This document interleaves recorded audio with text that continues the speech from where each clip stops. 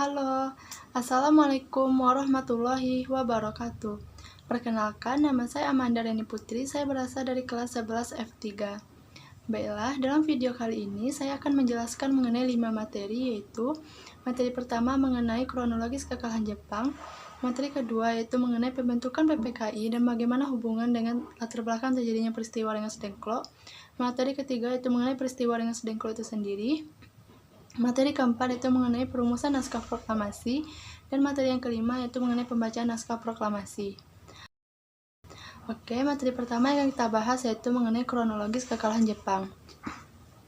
Jepang kalah dalam Perang Asia Pasifik atau Perang Dunia II yang terjadi pada tahun 1944, di mana pada saat itu bertepatan pada bulan Februari. Jepang kalah dalam melawan sekutu yang dipimpin oleh Amerika Serikat pada saat itu, sehingga karena hal ini menyebabkan kondisi Jepang di Indonesia semakin terdesak dan melemah. Hal ini disebabkan karena satu persatu wilayah jajahan Jepang mulai diambil alih oleh sekutu. Puncak dari kekalahan Jepang itu sendiri terjadi pada saat dua kota utama Jepang, yaitu kota Nagasaki dan kota Hiroshima, dibom atom oleh sekutu, di mana pada tanggal 6 Agustus 1945 kota Hiroshima dibom atom oleh sekutu, dan pada tanggal 9 Agustus 1945 kota Nagasaki dibom atom oleh sekutu. Sehingga pada tanggal 14 Agustus 1945 Jepang menyerah tanpa syarat kepada sekutu. Hal ini menyebabkan terjadinya kekosongan kekuasaan di wilayah Indonesia. Oke, materi kedua yang akan kita bahas yaitu mengenai pembentukan PPKI dan bagaimana hubungannya dengan latar belakang terjadinya peristiwa Rengas Dengklok. PPKI yaitu Panitia Persiapan Kemerdekaan Indonesia. Dalam bahasa Jepang, PPKI ini disebut dengan Dokuritsu Zumbi Inkai.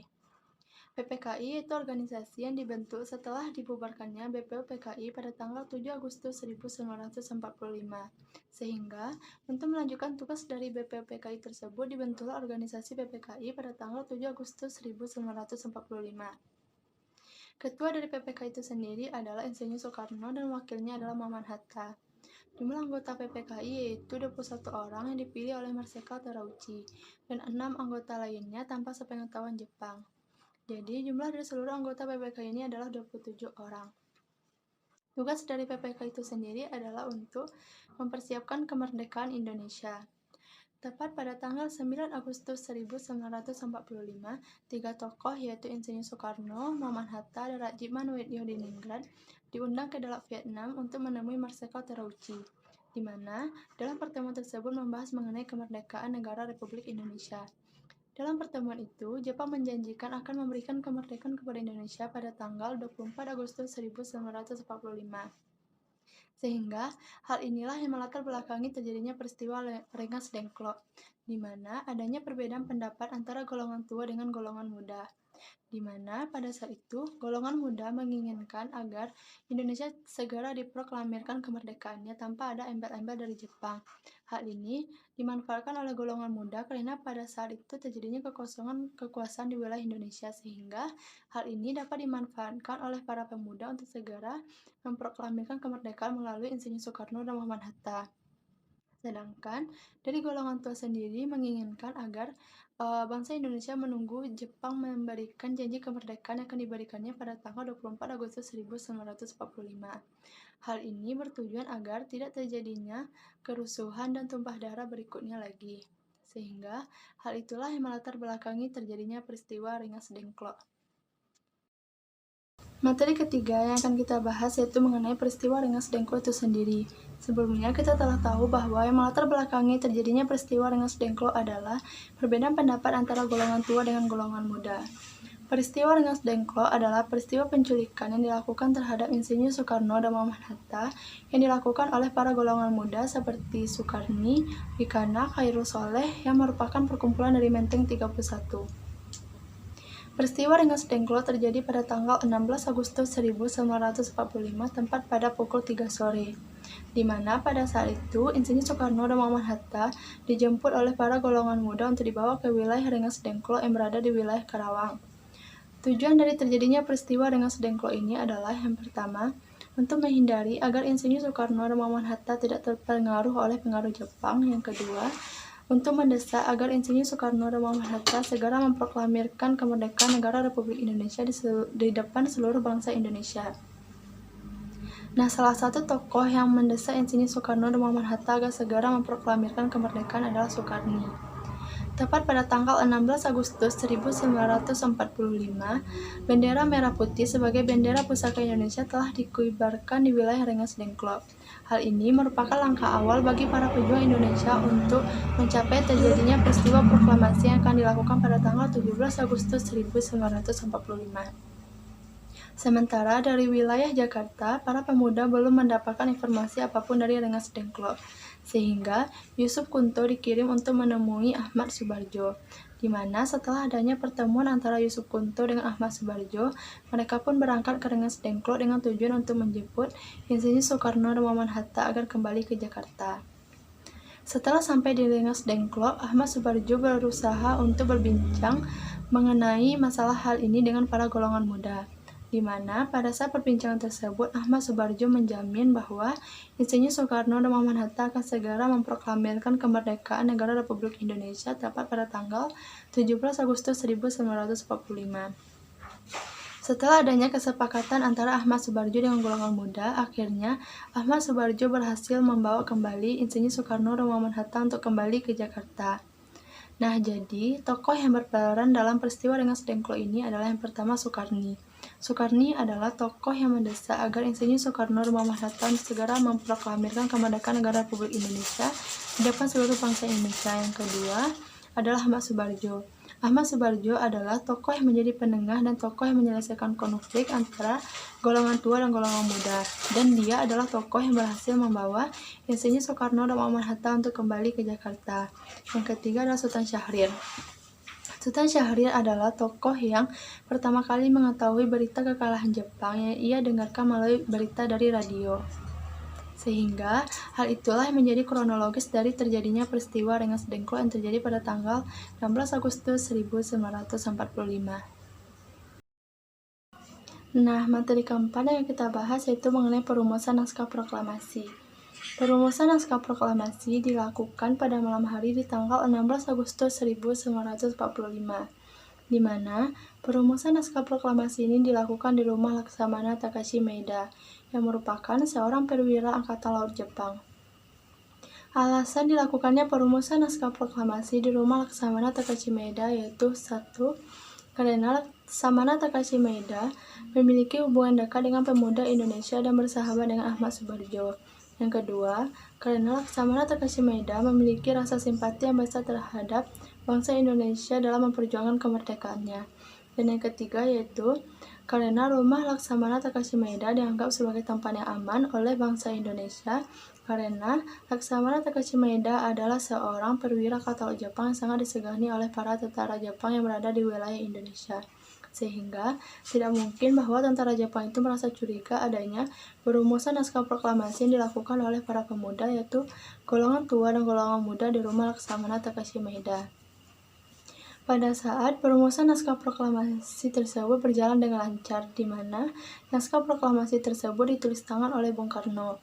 Kalimat pertama dari naskah proklamasi diusulkan oleh Bung Karno dan Ahmad Subarjo, sedangkan kalimat terakhir dari naskah proklamasi tersebut diusulkan oleh Muhammad Hatta. Soekarni adalah tokoh yang mengusulkan agar Insinyur Soekarno dan Muhammad Hatta lah yang menandatangani naskah proklamasi atas nama bangsa Indonesia, di mana setelah dibacakannya naskah proklamasi tersebut di depan seluruh hadirin merasa setuju dengan bunyi dari naskah proklamasi tersebut dan menyetujui bahwa Insinyur Soekarno dan Muhammad Hatta lah yang menandatangani naskah proklamasi tersebut atas nama bangsa Indonesia. Selain itu, diputuskannya pembacaan naskah proklamasi itu dilakukan pada tanggal 17 Agustus 1945 di rumah kediaman Bung Karno yang berada di Jalan Pengangsaan Timur nomor 56 Jakarta.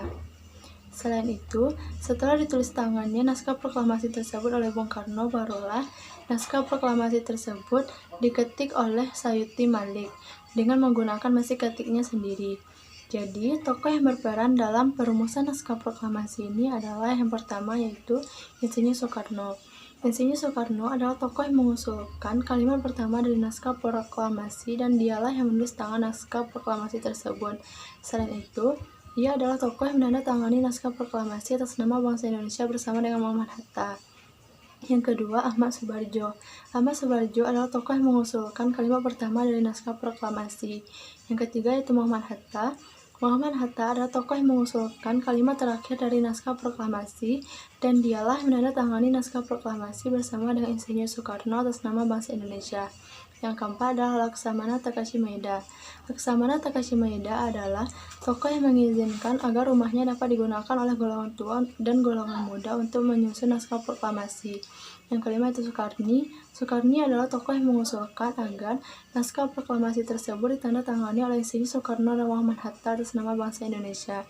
Dan yang keenam adalah Sayuti Malik. Sayuti Malik adalah tokoh yang mengetik naskah proklamasi dengan menggunakan mesin ketiknya sendiri setelah naskah proklamasi tersebut ditulis tangan oleh Insinyur Soekarno. Nah, apa sih perbedaan antara naskah proklamasi yang ditulis tangan oleh Insinyur Soekarno dengan naskah proklamasi yang diketik oleh Sayuti Malik? Jadi perbedaannya yaitu yang pertama, pada penulisan tanggal dan bulan, di mana pada naskah proklamasi yang ditulis tangan oleh Insinyur Soekarno yaitu Jakarta 170805, sedangkan pada yang diketik yaitu Jakarta hari 17 bulan Agustus tahun 05. Dan yang kedua yaitu kata seksama pada paragraf kedua baris kedua dirubah menjadi kata seksama. Yang ketiga, kata tempo pada paragraf kedua baris kedua dirubah menjadi kata tempo. Yang keempat itu kalimat wakil-wakil bangsa Indonesia dirubah menjadi atas nama bangsa Indonesia. Sehingga itulah perbedaan antara naskah proklamasi yang ditulis tangan oleh Bung Karno dengan naskah proklamasi yang diketik oleh Sayuti Malik. Dan keesokan harinya barulah dibacakan naskah proklamasi ini di depan seluruh bangsa Indonesia yang dibacakan oleh Insinyur Soekarno dan didampingi oleh Muhammad Hatta pada tanggal 17 Agustus 1945. Nah, materi terakhir yang akan kita bahas yaitu mengenai pembacaan naskah proklamasi. Pembacaan naskah proklamasi dilakukan pada tanggal 17 Agustus 1945, di mana pembacaan naskah proklamasi ini dilakukan pada pukul 10 pagi hari. Pembacaan naskah proklamasi ini dilakukan pada awalnya terdapat dua tempat yang akan dijadikan sebagai tempat pembacaan naskah proklamasi, yaitu lapangan Ikada yang sekarang merupakan lapangan Monas, dan yang kedua yaitu rumah kediaman Bung Karno yang berada di Jalan Pengasahan Timur nomor 56 Jakarta. Nah, mengapa dipilihnya rumah Bung Karno sebagai tempat terjadinya pembacaan naskah proklamasi? Hal ini karena lapangan Ikada yang sebagai tempat awal akan dibacakannya naskah proklamasi ini adalah karena pada saat itu lapangan Ikada sudah dikerumuni oleh tentara Jepang, di mana tentara Jepang mendapatkan informasi akan adanya suatu perkumpulan di sana, sehingga untuk mencegah terjadinya kericuhan antara masyarakat Indonesia dengan tentara Jepang, maka dipilihlah rumah kediaman Bung Karno sebagai tempat dilakukannya pembacaan naskah proklamasi. Pembacaan naskah proklamasi dilakukan oleh Insinyur Soekarno yang didampingi oleh Muhammad Hatta, di mana pada saat itu dihadiri oleh banyak masyarakat Indonesia. Nah, setelah dilakukannya pembacaan naskah proklamasi tersebut, adanya proses pengibaran bendera merah putih yang dilakukan oleh tiga tokoh, yaitu Latif Hendra Diningrat, S. Suhu, dan S.K. Trimurti. Sebelum adanya pembacaan naskah proklamasi tersebut, adanya pembacaan pidato singkat yang disampaikan oleh Insinyur Soekarno, di mana tujuan dari penyampaian pidato singkat ini adalah untuk membangkitkan semangat para masyarakat Indonesia, di mana pada saat itu telah diraihnya kemerdekaan oleh bangsa Indonesia atas perjuangan yang telah dilakukan selama bertahun-tahun melawan penjajah. Jadi, tokoh yang berperan dalam pembacaan naskah proklamasi ini adalah yang pertama Insinyur Soekarno. Insinyur Soekarno adalah tokoh yang membacakan teks proklamasi. Yang kedua, Muhammad Hatta. Muhammad Hatta adalah tokoh yang mendampingi Insinyur Soekarno pada saat membacakan teks proklamasi. Yang ketiga, tokoh yang mengibarkan bendera merah putih itu adalah Latif Hendra Diningrat, S. Suho, dan S.K. Trimurti. Terus ada Fatmawati. Fatmawati adalah tokoh wanita yang menjahit tangan bendera merah putih yang dikibarkan pada saat pembacaan naskah proklamasi, di mana Fatmawati ini adalah istri dari Bung Karno. Terus ada Kasman Singo di Medjo. Kasmar Singodimedjo adalah tokoh yang mengawasi selama proses pembacaan naskah proklamasi, di mana dia memastikan adanya keamanan dan tidak ada tentara Jepang yang mengganggu proses dari pembacaan naskah proklamasi tersebut. Selain itu ada First Mendur dan Alex Mendur, di mana mereka adalah tokoh yang mengambil dokumentasi selama pembacaan naskah proklamasi. Setelah dibacakannya naskah proklamasi pada tanggal 17 Agustus 1945, keesokan harinya pada tanggal 18 Agustus 1945, PPKI menyelenggarakan sidang pertamanya, di mana dalam sidang tersebut menghasilkan 3 hasil sidang. Yang pertama yaitu mengesahkan rancangan Undang-Undang Dasar 1945, di mana adanya perubahan pada bagian alinea keempat pada pembukaan Undang-Undang Dasar 1945, yaitu pada sila pertama yang awalnya dari ketuhanan dengan kewajiban menjalankan syariat-syariat Islam bagi pemeluk-pemeluknya berubah menjadi ketuhanan yang Maha Esa. Hal ini bertujuan untuk menjaga persatuan dan kesatuan bangsa Indonesia agar tidak berpecah belah, di mana yang butir pertama yaitu ketuhanan dan kewajiban menjalankan syariat-syariat Islam bagi pemeluknya merupakan hasil dari Piagam Jakarta yang dihasilkan pada tanggal 22 Juni 1945, yang kemudian dirubah menjadi ketuhanan yang Maha Esa. Yang kedua yaitu menetapkan Insinyur Soekarno dan Muhammad Hatta sebagai Presiden dan Wakil Presiden pertama Negara Republik Indonesia. Dan yang ketiga yaitu membentuk Komite Nasional Indonesia Pusat. Kemudian, pada tanggal 19 Agustus 1945, PPKI menyelenggarakan sidang yang kedua yang menghasilkan 2 hasil sidang. Yang pertama yaitu menetapkan susunan kementerian, di mana pada saat itu PPKI memutuskan adanya 12 kementerian. Yang kedua, menetapkan pembagian wilayah yang ada di Indonesia. Pada awal kemerdekaan terdapat 8 provinsi, yaitu yang pertama ada Provinsi Sumatera, Kalimantan, Sulawesi, Sunda Kecil, Maluku, Jawa Barat, Jawa Timur, dan Jawa Tengah.